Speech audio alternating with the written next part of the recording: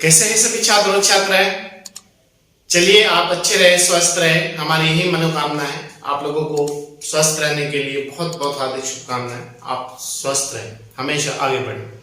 चलिए मैं आपको अपना टीचर गुलशर कौर, आप लोगों को पता है कि हम आपको सीटेट पास कराने की और सीटेट में अच्छे अंक लाने की और मेरिट लिस्ट में टॉप लाने की हमने एक ठाना है। और इस बार 2022 सीटेट हमें क्वालिफाई और अच्छे अंकों से पास करके दिखाना है। ठीक है, तो आप कंटिन्यूटी के साथ जुड़िएगा और ज्यादा से ज्यादा लोगों को जोड़ने का प्रयास करिएगा। आज सीटेट का जो हमारा टेस्ट है वो है बाल विकास एवं शिक्षा शास्त्र और टेस्ट नंबर 14 है। इससे पहले आपको टेस्ट 13 दे चुके हम, करा चुके हम, और आपको कुछ टेस्ट टॉपिक बाय टॉपिक चल रहे हैं और कुछ टेस्ट आपको मिक्स करा देते हैं। जैसे आज का टेस्ट है मिक्स है, आपका हर चैप्टर से इसमें क्वेश्चन देखने को मिलेगा आपको। इससे पिछला चैप्टर लैंगिक मुद्दे समाज में लैंगिक मुद्दे टॉपिक था, उससे सारे हमने क्वेश्चन आपको 20 के 20 क्वेश्चन निकाल के दिए थे। तो आज का हमारा जो टेस्ट है वो टेस्ट नंबर 14 है। आप इसे बहुत अच्छे तरीके से पढ़े और तैयार करें और आगे बढ़े। चलिए देखते हैं पहला क्वेश्चन हमारा क्या है टेस्ट का। बाल विकास एवं शिक्षा शास्त्र टेस्ट नंबर 14।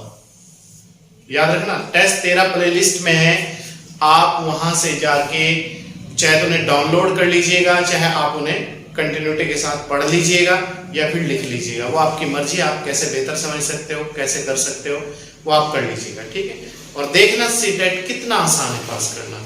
ये लोगों ने हवा बना दिया सीटेट के लिए कि ये है वो है, कुछ नहीं है। आप नो टेंशन होकर काम करिएगा, बस कंटिन्यूटी लेकिन मेन चीज है। पहला क्वेश्चन है संकेत अधिगम के अंतर्गत सीखा जाता है। संकेत, जैसे हम कह रहे हैं कि संकेत के द्वारा किसी की ओर हमने संकेत करा, किसी चिन्ह की ओर हमने संकेत करा, किसी व्यक्ति की ओर हमने संकेत करा, किसी अक्षर की ओर हमने संकेत करा, पढ़ाई के किसी पक्षी की ओर हमने संकेत करा। तो संकेत क्वेश्चन ये है, संकेत अधिगम के अंतर्गत सीखा जाता है। अधिगम मतलब सीखना। ए मनोविज्ञान में, बी पारंपरिक प्रकार से, सी वातावरण मतलब वातावरण के द्वारा। बताइए, संकेत अधिगम के अंतर्गत सीखा जाता है, यह सीखा जाता है पारंपरिक तरीके से। ठीक है, पारंपरिक प्रकार से या तरीके से। क्वेश्चन नंबर 2, अधिगम से संबंधित किसी बालक की समस्याओं का सबसे अच्छा उपचार है। मतलब अगर कोई बच्चा सीख रहा है और वो ठीक से सीख नहीं पा रहा है तो उसका अधिगम की जो समस्या है उसका सबसे अच्छा उपचार, निदान या फिर उसकी समस्या कैसे सोल्व हो सकती है या कैसे कर सकते हैं। देखिए, कठोर परिश्रम का सुझाव देकर बच्चे को यह कहा जाए कि आप हार्ड मेहनत करें, स्ट्रगल करें, बहुत ज्यादा पढ़ें। बी ग्रंथालय में निरीक्षित अध्ययन के द्वारा। सी निजी शिक्षण का सुझाव देकर कि आप अपने तरीके से पढ़ें। डी निदानात्मक शिक्षण के द्वारा। बताइए सबसे अच्छा जो इसमें ऑप्शन है वो है निदानात्मक शिक्षण के द्वारा। निदानात्मक मतलब समस्या है तो उसका उपचार किया जाए, उसका निदान किया जाए, उस पर सुझाव दिया जाए, उसे समस्या को समझते हुए सॉल्व कराया जाए। तो ये सबसे अच्छा है। क्लियर है? क्वेश्चन नंबर 3, एक अध्यापक विद्यार्थियों को अनुप्रेरित कर सकता है, मतलब मोटिवेट कर सकता है। कैसे? एक टीचर है, मैं भी हूं और आप भी हो, मैं आपको कैसे मोटिवेट कर सकता हूं ताकि आपका जो मॉरल है वो डाउन ना हो और आप शिक्षा की ओर कंटिन्यूटी के साथ आगे बढ़े, अपने स्टेप बाय स्टेप पढ़ाई में लगे रहे, आपका मॉरल डाउन ना हो। तो एक अध्यापक कैसे अनुप्रेरित कर सकता है एक बच्चे को? पुरस्कार देकर, सही मार्गदर्शन कराकर, मतलब सही रास्ता। डी उदाहरण देकर, किसी का एग्जाम्पल देकर, कोई सक्सेस हुआ उसका एग्जाम्पल दे दिया जाए। इसमें सबसे अच्छा तरीका है उसे बच्चे को पुरस्कार दे दिया जाए। पुरस्कार से क्या होता है? बच्चा मोटिवेट होता है। आप देखना कि कोई व्यक्ति हो, कोई सरकारी एम्प्लॉयमेंट, टीचर हो, आईएएस अधिकारी हो, पीसीएस हो, छोटा मोटा कितना भी बड़ा अधिकारी हो, छोटा अधिकारी हो, उसकी सैलरी चाहे 1 लाख रुपए है, लेकिन अगर उसे सरकार ने इंक्रीज दे दिया है, या उसे पुरस्कार दे दिया है, या उसे सम्मान दे दिया है, या 100 रुपए उसके बढ़ा दिए, तो उसकी खुशी अलग ही देखने को मिलती है। वो अलग ही मोटिवेट होता है काम के प्रति। वो चाहता है कि इस बार मैं और भी बेहतर काम करूं और भी बेहतर मैं पुरस्कार पाऊं। ठीक है, तो एक पुरस्कार के द्वारा। क्वेश्चन नंबर 4, यदि कोई विद्यार्थी आपका सम्मान नहीं करता, मतलब आप एज ए टीचर आप क्लास में हो, तो कोई भी बच्चा या कोई भी विद्यार्थी अगर आपका सम्मान नहीं कर रहा है, तो आप ऐसी स्थिति में क्या करेंगे?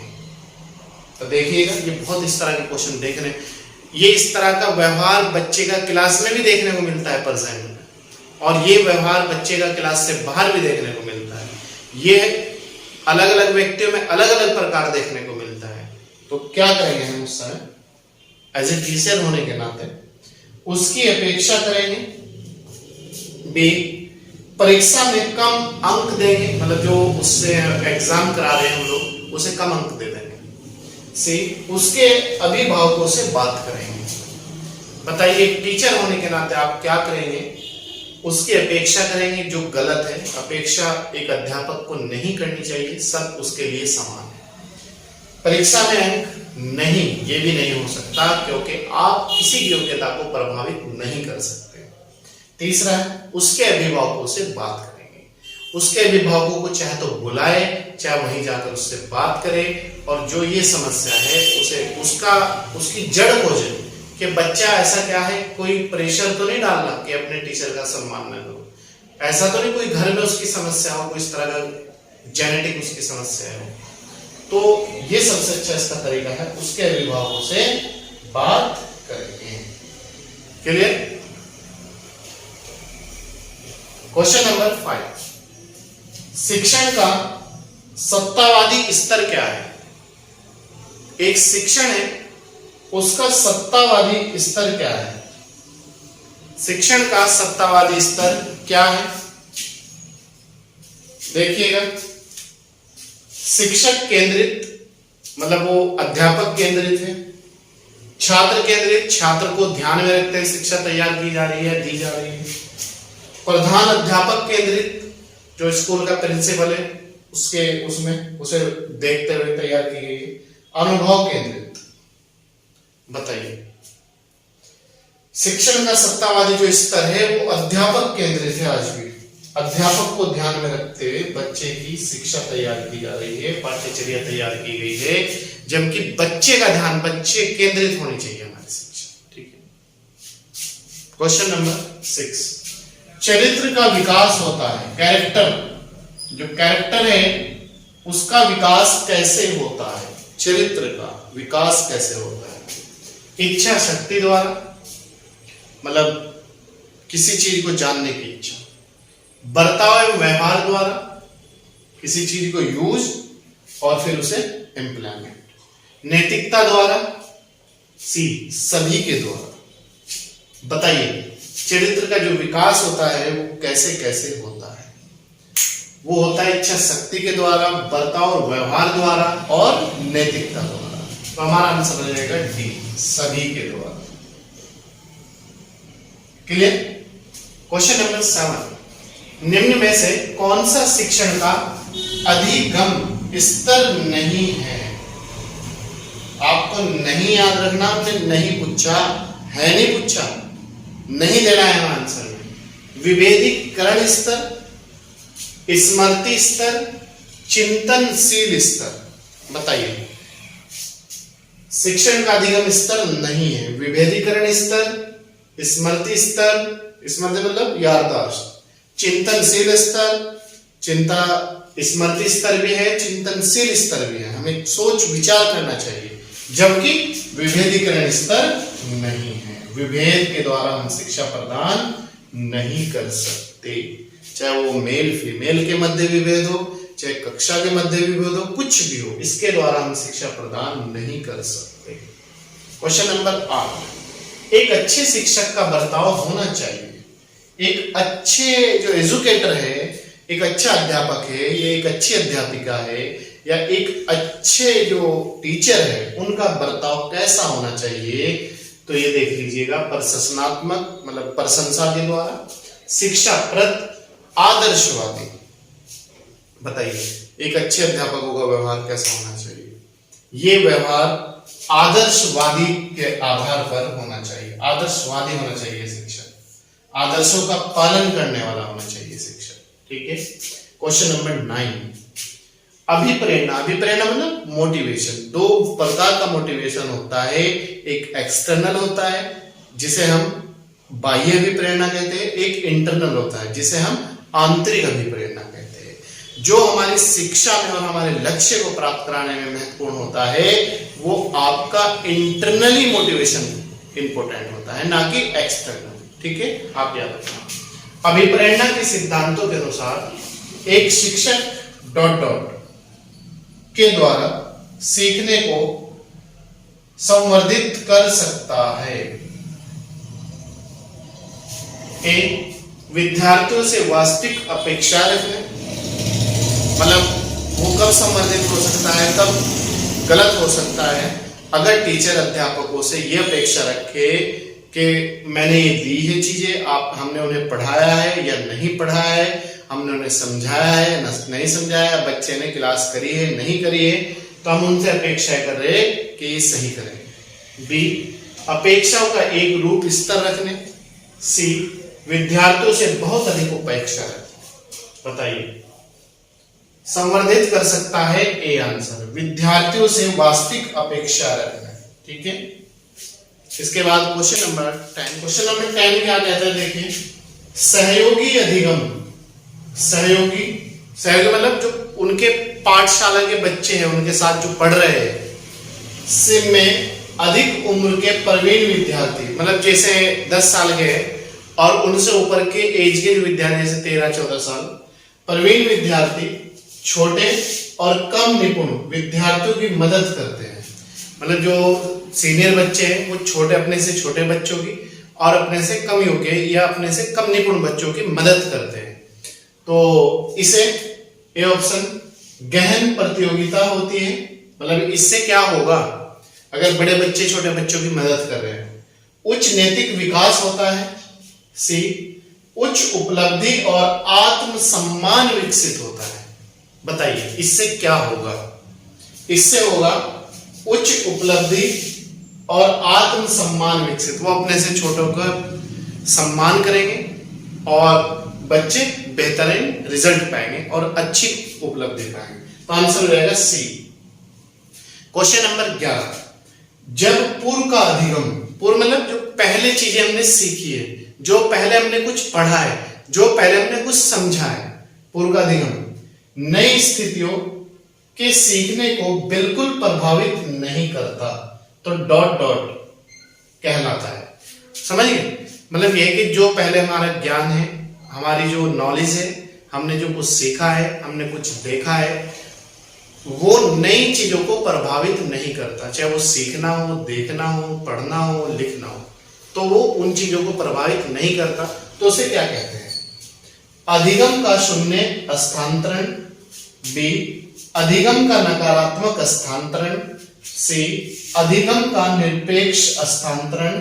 डी, नन ऑफ दिस, कोई नहीं। बताइए उसे कहेंगे हम अधिगम का शून्य स्थानांतरण। क्यों कहेंगे शून्य? क्योंकि वो नई चीजों को प्रभावित नहीं करता। प्रभावित करता तो यहां पर अधिगम का शून्य स्थानांतरण नहीं होता। ठीक है, फिर कुछ और ही आंसर होता है। क्वेश्चन नंबर 12, एक बाल केंद्रित कक्षा में बच्चे सामान्यतः सीखते हैं। बाल केंद्रित मतलब बच्चों को ध्यान में रखते हुए जो शिक्षा प्रदान की जाती है, जो शिक्षा दी जाती है, उसमें बच्चे सीखते हैं। एक व्यक्तिगत व समूह दोनों प्रकार से, मतलब ग्रुप में भी और इंडिविजुअली भी। ठीक है, स्वयं भी और ग्रुप में भी। मुख्य रूप से शिक्षक से, अध्यापक से। सी, केवल प्रथम। डी, केवल दूसरा। बाल केंद्रित कक्षा में बच्चे स्वयं और ग्रुप, मतलब इंडिविजुअली और ग्रुप दोनों प्रकार से सीखते हैं। तो इसका आंसर ये हो जाएगा, व्यक्तिगत व सामूहिक दोनों प्रकार से। ठीक है। क्वेश्चन नंबर 13, एक विद्यार्थी मेडिकल कॉलेज में दाखिला लेने के लिए कठिन परिश्रम करता है, मतलब नीट के एग्जाम में, नीट का जो एग्जाम होता है, ताकि वह उत्तीर्ण हो सके, मतलब उसमें सफल हो सके। यह विद्यार्थी मुख्य रूप से अभिप्रेरित है, मतलब किस अभिप्रेरणा से प्रभावित है? ए, व्यक्तिगत अभिप्रेरणा, अनुभाविक अभिप्रेरणा, सी, आंतरिक अभिप्रेरणा, डी, कोई नहीं, नन ऑफ दिस। बताइए, ये बच्चा मैंने अभी बदलाया था पहले, अब से पहले जो क्वेश्चन कराए थे कि हमारी जो मोटिवेशन है दो है, एक्सटर्नल और इंटरनल। जो मेन मोटिवेशन है जो हमें सफलता तक पहुंचाता है वो है इंटरनल, जिसे हम कहते हैं आंतरिक अभिप्रेरणा। तो इसमें आंसर हो जाएगा आंतरिक अभिप्रेरणा। क्लियर? इसके बाद क्वेश्चन नंबर 14, व्यवहार का करना पक्ष में आता है, मतलब हम किसी से कैसा व्यवहार करते हैं, कि किस तरीके से हम सोच रखते हैं, तो वो किस पक्ष में आता है? सीखने के गति क्षेत्र में, मतलब हम कुछ चीजों को सीखते हैं उसमें, सीखने के मनोवैज्ञानिक क्षेत्र में, सीखने के संज्ञानात्मक क्षेत्र में।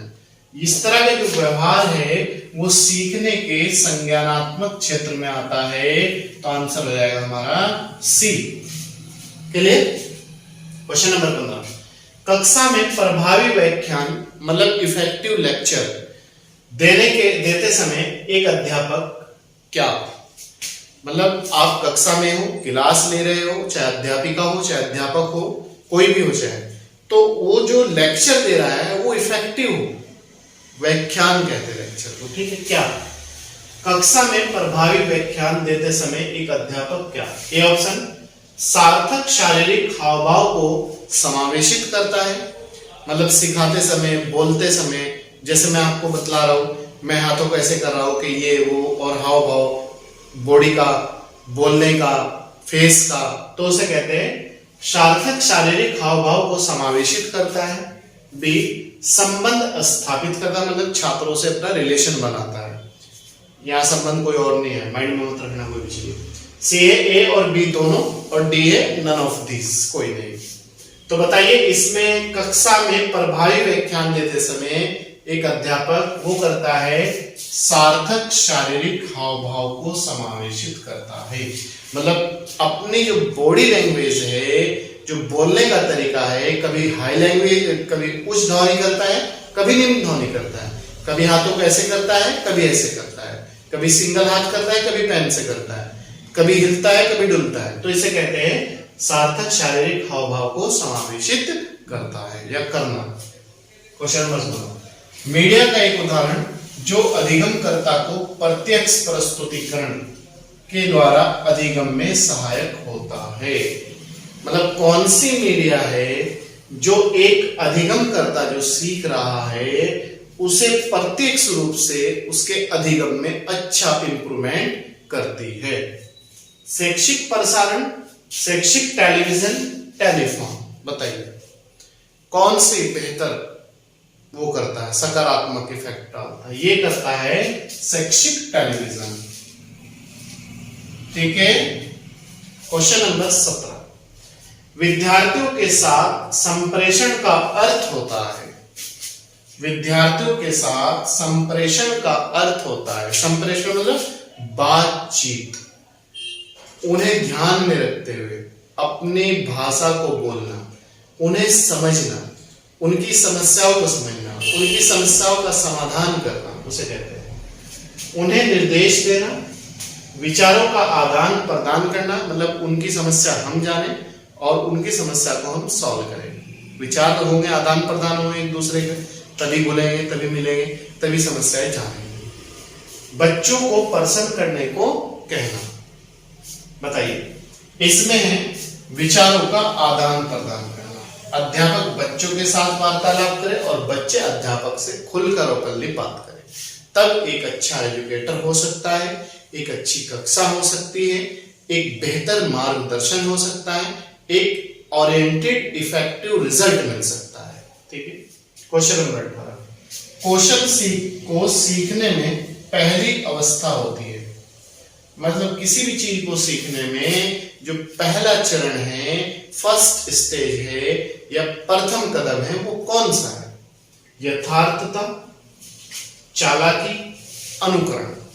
बताइए, मतलब अनुकरण मतलब जैसा देखा वैसा करना, जैसा सीखा वैसा करना, जैसा बोला वैसा बोलना, उसे कहते हैं। तो इसमें अवस्था में होती है अनुकरण, सबसे इफेक्टिव चीज होती है। क्लियर? क्वेश्चन नंबर 19, निम्न में कौन मूर्तवाचक औपचारिक अवधारणा का उदाहरण है? निम्न में कौन मूर्तवाचक औपचारिक अवधारणा का उदाहरण है? योग्यता, कुर्सी, बल, गति। बताइए। इसमें जो है योग्यता होती है। ठीक है, ये आंसर हो जाएगा हमारा। क्वेश्चन नंबर 20 और लास्ट क्वेश्चन है आज के टेस्ट का। संवेग क्या है? संवेग मतलब इमोशनलिटी, जो हमारे में इमोशनलिटी आती है, जैसे कोई अचानक से घटना घटित हो गई, कोई डेथ हो गई तो हम रोनी आती है हमारी, कोई एक्सीडेंट हो गया, हाय क्या हो गया, कोई पक्षी मरा पड़ा है तो तब उत्तेजना, या कोई लड़ाई हो गई है, या फिर कोई गुस्सा आ रहा है तब, उसे कहते हैं संवेग। प्यार व स्नेह, क्रोध व भय, उत्तेजना व भाव में परिवर्तन। संवेग जो होता है वो होता है उत्तेजना और भाव में परिवर्तन। तो हमारा आंसर हो जाएगा सी। ठीक है, संवेग मतलब मैंने आपको बताया गुस्सा, क्रोध, इसमें जो है देखो क्रोध और भय, इसमें सब आ गए उसी में। उत्तेजना वे भाव में, उत्तेजना में क्रोध भी आ गया और भय भी आ गया। ठीक है, जबकि भाव में परिवर्तन, जैसे गुस्सा आएगा तो मुंह लाल हो जाएगा, चेहरा होठ फरकने लगेंगे, बॉडी हिलने लगेगी, तो इस तरह की है, तो उसे कहते हैं संवेग, इमोशनलिटी। ठीक है, तो ये था आज का हमारा 20 नंबर का टेस्ट, बाल विकास और शिक्षा शास्त्र। आज टेस्ट नंबर 14 है, आप इसे बहुत अच्छी तरीके से पढ़ें। इसके बाद नेक्स्ट टेस्ट आपको कल उपलब्ध हो जाएगा, आप तब तक इसे बहुत अच्छी तरीके से पढ़ें। बाकी इससे पहले जो 13 टेस्ट है आप वो कंप्लीट तैयार कर लें। और आपका जो एसएसटी का पोर्शन है उसमें 3 चीजें पढ़नी है, मैं बार बार बतला रहा हूँ। भूगोल पढ़ लीजिएगा, भूगोल की प्ले लिस्ट में पढ़ी है क्लास, इतिहास की प्ले लिस्ट में क्लास पढ़ी हुई है, और आपके संविधान की प्ले लिस्ट में क्लास पढ़ी है, और एसएसटी के आपके टेस्ट भी प्ले लिस्ट में पढ़े हुए हैं। इसके बाद जो भाषा है हमारी हिंदी, वो भी चल रही है और भाषा के टेस्ट भी चल रहे हैं। भाषा हिंदी की क्लास भी प्ले लिस्ट में है और टेस्ट भी प्ले लिस्ट में है, आप उन्हें बहुत अच्छी तरीके से पढ़ लें। चलिए, मैं आपका अपना टीचर पूछ रहा हूँ। अगर यूट्यूब चैनल पर आप हमारे नए हैं तो लाइक शेयर सब्सक्राइब कर लीजिएगा, और अगर पुराने हैं तो कंटिन्यूटी के साथ जुड़े रहिएगा, ज्यादा से ज्यादा लोगों को जोड़ने का प्रयास करिएगा।